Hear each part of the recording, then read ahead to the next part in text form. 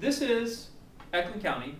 It's a novel that my friend and I wrote. We each wrote 15 short stories, so there's 30 in this book, all set in the same county.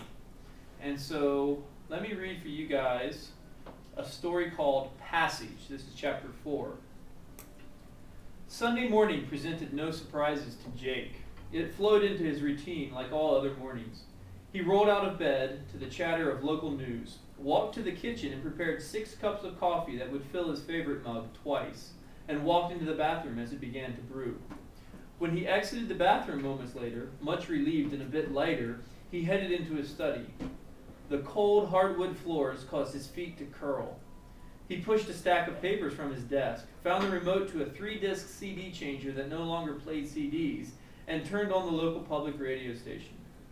He returned to the kitchen and filled his mug with the thick first fruits from the dripless coffee maker and replaced the pot to catch the remaining dribble.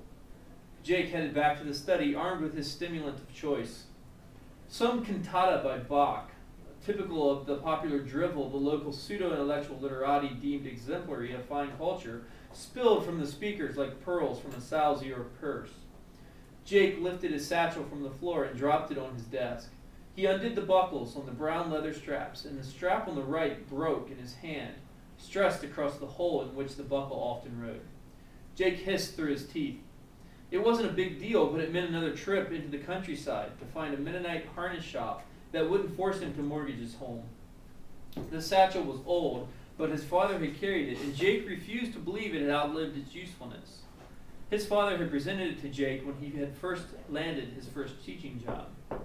Even if the satchel proved itself worthless, he would keep it around as some sort of honorary faculty member, a briefcase emeritus. Reading weekly journals from English as a second or other language classes soothed Jake, and he was able to ignore thoughts of haggard satchels by perusing the set of black and white covered composition notebooks. The first couple, containing the bare minimum of 3 sentences from 3 different days in the past week, would bore even the most dedicated of teachers.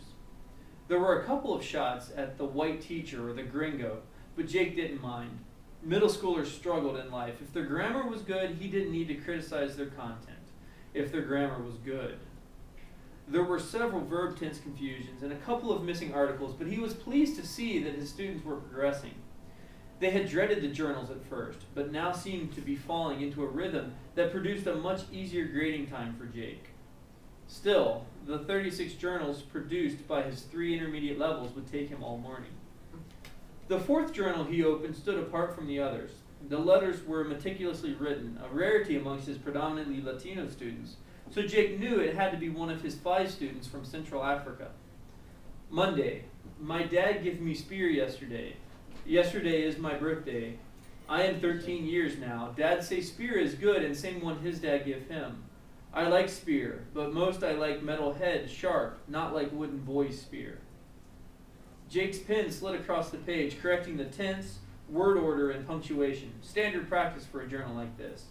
It was obviously a boy's journal, but Jake resisted the temptation of looking at the cover to find the owner's name. There were only 2 Central African boys in his classes, though. He turned the page and blinked when he saw that the second entry was the next day, Tuesday. Dad say it is hard to become man in America. He say manhood is different. He say he has idea to make me man, but he says it will be tricky. I am ready. I want to be man. Again, Jake did a quick grammar check. Not bad, but the student should have capitalized America. All his students knew that. Day 3 was on the next page. Wednesday. Last night Dad me showed his necklace. He says I need 5 claws to become man, but he has finded them.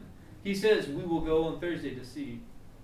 Under finded, Jake wrote in red ink, use your irregular verb tense sheet. He turned the page to the last entry. Friday. Last night we go to zoo to see lions.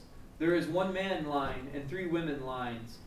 Dad says I kill man lion tonight, but we have to be careful. I will not want to kill lion, but I want to be man. Jake sat back and pursed his lips, tinting his fingers, the nails of his index fingers tracing his upper lip. He reached out and closed the journal, looking at the front cover. Kisare. Jake smiled as he thought of Kisare. Royalty coursed through the veins of that young man like heroin in others. Kisare presented himself as an onyx statue the first day of class, and Jake had worked hard before the young man had cracked a smile. He was thinner than most of the other boys, but was developing into a square-shouldered young man. Jake had met Kisare's father once, a powerfully built man so richly dark-skinned as to possess a nearly red tinge.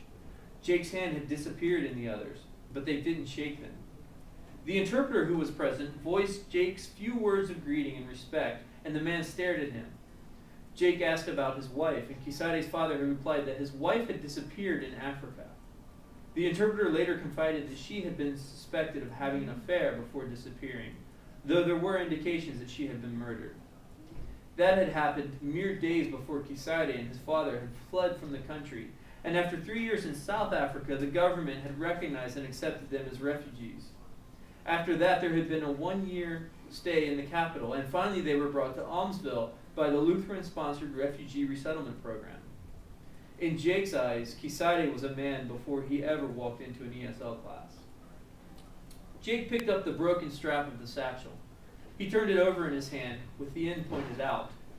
He imagined vanquishing the lions of ignorance with the leather-headed spear his father had passed on to him.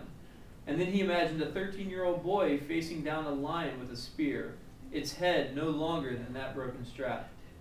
Manhood could be won in different forms, he supposed. He sighed and began to correct the misspellings of the word lion and the incorrect use of man and woman instead of male and female. At the end he wrote, "Excellent stories, good imagination. I hope you get your lions. Look up male, female, lion. Tell me in your next entries what happens." He glanced at his radio as it promoted some sort of crossword puzzle tournament in a southern destination that Jake had no desire to visit.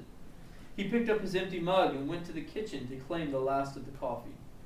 When he returned, the national news had replaced the popular classical music. Jake collapsed into his chair and pulled out the next journal to grade when something the reporter said caught his attention. Authorities still have no explanation for the bloody incident that took place on Friday night. Complicating the investigation is the gruesome disfigurement of the lion, namely the removal of its claws. This added factor produces many different theories. The soothing, unflappable voice of the reporter cooed like a familiar friend. Zoo director Murray Franklin. Jake turned up the volume as a static-covered voice, the type that sounded like it spoke from a tin can, came over the airways. Someone has proposed some sort of right of manhood, like a tribal requirement of young men. The reporter returned to editorialize. That is not the only theory, however. Chief Veterinarian Don Harris believes the murder of the 11-year-old male lion to be more than any one person, especially a child, could accomplish. Jake leaned forward. Chief Veterinarian Don Harris was more civilized, sounding like a man chosen for his position by merit of his education rather than his presence. The microphone had been held closer to him, so he sounded more professional. The male lion is quite possibly the most ferocious specimen we have at this zoo. To believe a boy could have done such a thing alone is absurd. Keep in mind, the trial of manhood scenario that is proposed was created to weed out of society the very type of youth our culture seems to cultivate. To believe a local youth was able to kill this lion is a fantasy. Jake felt his lips growing cold as he stared at Kisare's journal and the broken leather strap. The reporter came on for the final word, attempting to sensationalize the story a bit more. A fantasy perhaps, but one from which the dreamer awakes to find a male lion mutilated in his own cage. Jake barked a single laugh as the reporter finished, and the laugh swung in the air like a corpse as the reporter signed off to Almsville, the very town in which Jake lived. The announcer for the news show began the intro to the next story, and Jake eased himself back in his chair, trying to recall the story's details that had become immensely more interesting. Jake was still sitting in his chair when an announcement for the local university's Bach Festival began promoting itself as a sponsor of the radio station. Jake picked up Kisare's journal and weighed it in his hand like his options. He opened the journal to the last page, going to what he had written. He scratched out "excellent stories, good imagination." Then he scratched out, "I hope you get your lions." And then, "Tell me in your next entries what happens." He sat with his pen poised over the paper for a long time. Finally, he began writing again. "What did you feel as you did it? Tell me in your next entries what happened." What is manhood to you? He sighed.